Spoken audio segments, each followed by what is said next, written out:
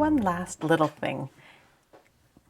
If you have the Loopy Ewe kits with the goodies, you will have these two little discs, which you can either use to make a tiny ornament if you want, or to sew it onto something.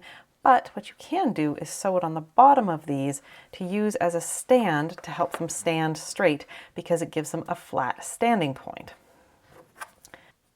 I put mine just a little back of center, so not exactly center, but ever so slightly off center, just because I don't want them showing on the front. And the more body fabric we have that can kind of relax in front of it, the better off we're going to be. So what you can do is just go just to the side of the disc where one of the holes is. Attach your yarn and just bring it through and leave a little bit of a tail there. And then you can just go through, depending on how you feel, you can go through once per hole, or you can go multiple times. The trick is to getting your needle up and into the body as close to the disc as you can. And because the disc is wood and doesn't want to flex, your needle isn't going to want to work very nicely. So just be patient with yourself as you do this.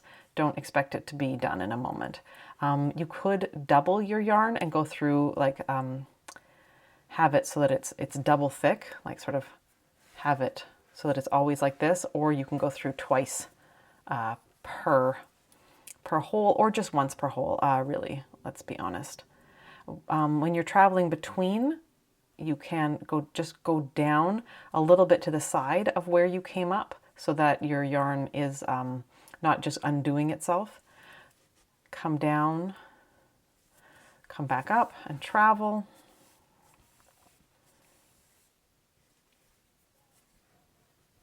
Go into the hole, come out.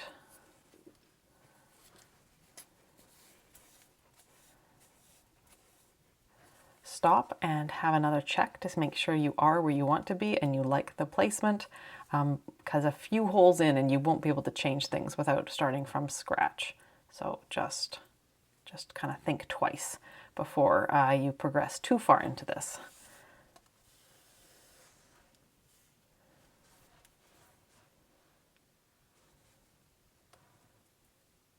To get my needle up and where I want to be, I'm kind of lifting the disc off from the surface of the gnome a little bit and letting it drift rather than pushing firmly with my thumb.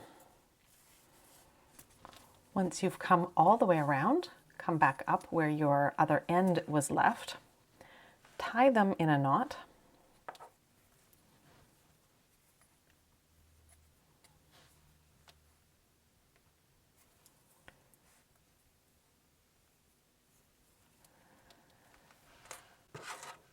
Them, and then you're just going to want to bury those ends. Go under the disc and then come out through the body somewhere and trim each one.